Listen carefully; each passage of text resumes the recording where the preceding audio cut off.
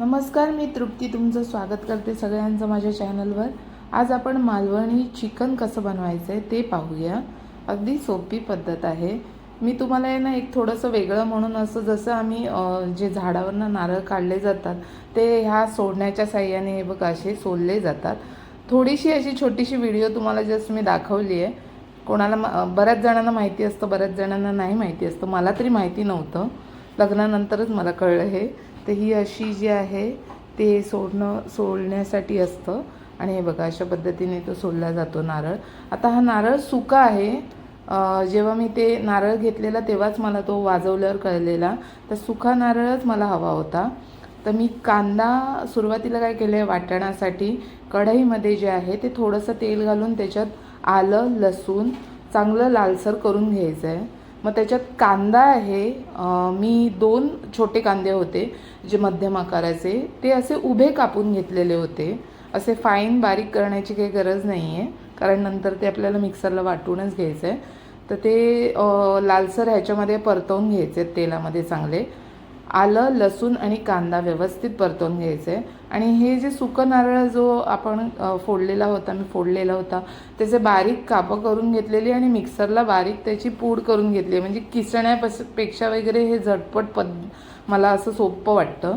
तर हे बघा, हे असं मिक्सरला फिरवून घेतलेलं मी तो, आणि हा जो नारळाचा किस आहे तो घातला त्याच्यामध्ये, आणि तोही लालसर असं पूर्ण एकत्रित मिश्रण मी भाजून घेतलं।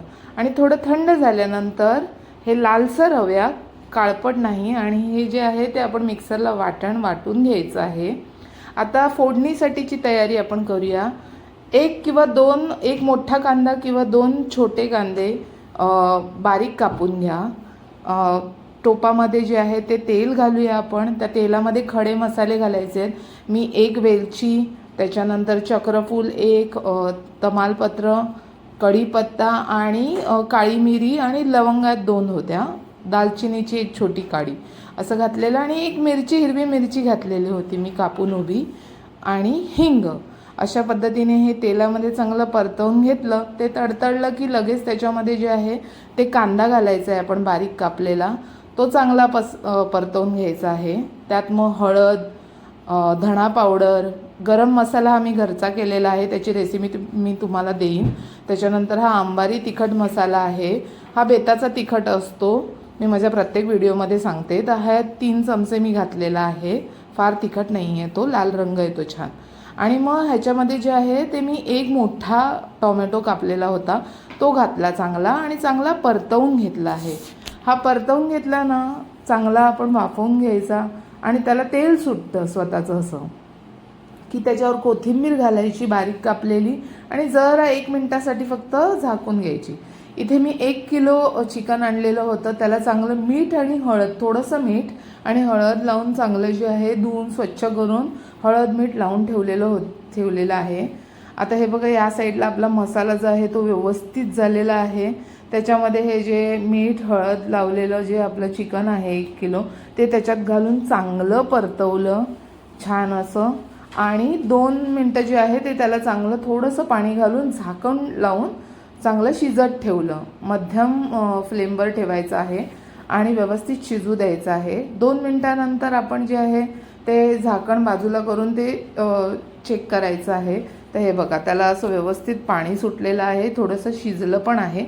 म्हणजे आपण सुक्या नारळाचं, कांद्याचं आणि आलं लसणाचं जे वाटण केलेलं होतं ते ह्याच्यात ॲड करायचं आहे, आणि व्यवस्थित ह्याच्यामध्ये पाणी तुम्ही 1 ग्लास किंवा 3 पेले वगैरे असं पाणी घालून चांगलं त्याची ग्रेव्ही होईल अशा पद्धतीने पाणी घालून चांगलं शिजत ठेवायचं आहे।